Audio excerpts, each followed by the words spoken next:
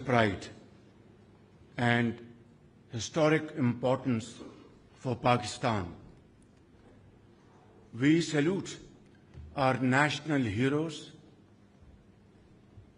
Chief of Army Staff, Field Marshal Syed Asim Munir, Chairman, Joint Chiefs of Staff Committee, General Sahir Shamshad Mirza, Air Chief Marshal Zahir Ahmed Babar, and Naval Chief Admiral Naveed Ashraf. You have led our brave armed forces to a remarkable victory against an enemy caught in its own web of arrogance and hubris. By the grace of Allah Almighty, our armed forces not only defended the nation's frontiers, but also took the battle deep into the enemy's territory. And within no time, the aggressor was brought to its knees and was taught a lesson of its life.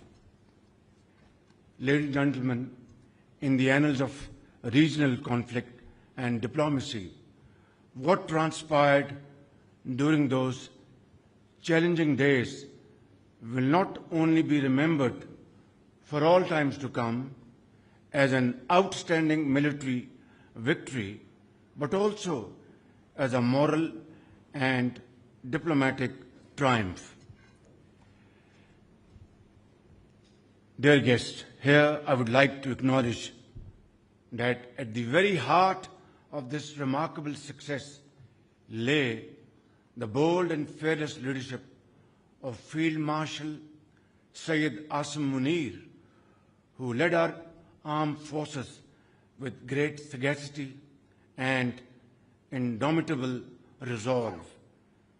And by the grace of Allah Almighty, the nation was granted a most glorious victory which will be remembered for the rest of our life. Distinguished ladies and gentlemen, today we have gathered here to pay our tribute to Field Marshal Syed Asim Munir, Chief of Army Staff, for his admirable leadership, unflinching courage, and outstanding service to our motherland, as we have just conferred upon him the most prestigious and revered military title of Field Marshal. His command during Operation Bunyan Marsoos and his resolute courage in safeguarding Pakistan's sovereignty and territorial integrity not only thwarted the nefarious designs of the adversary, but rewrote the history of warfare that shall continue to inspire generations to come.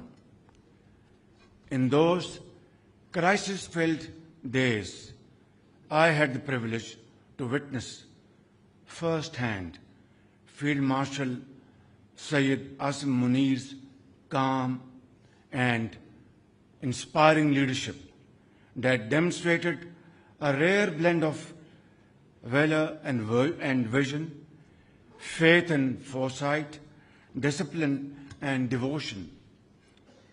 Of no lesser significance is the exemplary coordination between the political and military leaderships of Pakistan, who have been working together like never before, day in and day out.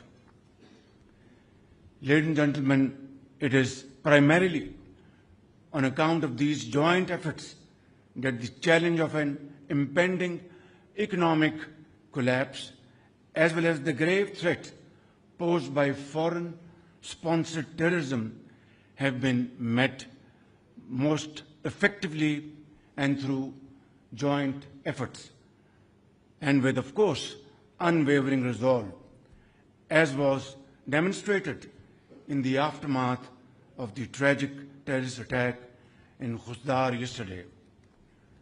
Ladies and gentlemen, today I join the entire nation in acknowledging the meritorious services of a son of the soil who embodies the finest traditions of the Pakistan Army and whose services shall remain etched in the annals of our national history.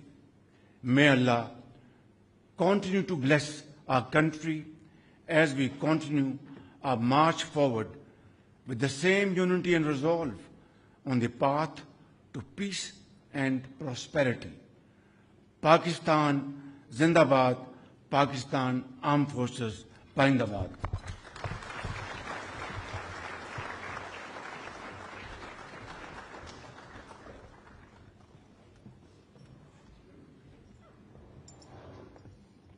Ladies and gentlemen, I will now request the Honorable President of Pakistan, Mr. Asif Ali Zardari, to kindly deliver his address.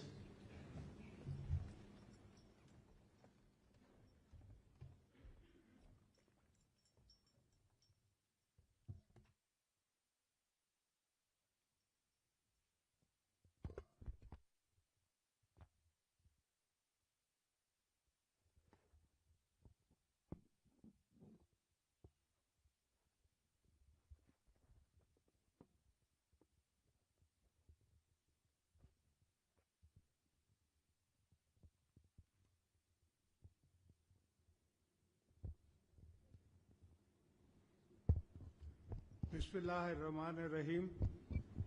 Mia Muhammad Shahbaz Sharif, Prime Minister of Islamic Republic of Pakistan, respected ministers, Field Marshal Sayyid Asim Munir, Chairman Joint Chief of Staffs, Staff Committee, Services Chiefs.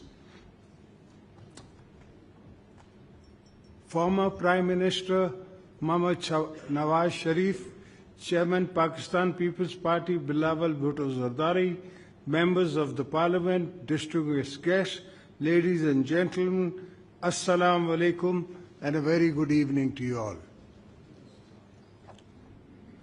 Today we are gathered here to honor our valiant armed forces and heroes of the Army, Navy and Air Force who defended sovereignty, territory, integrity of our motherland against unprovoked Indian aggression. The entire nation is proud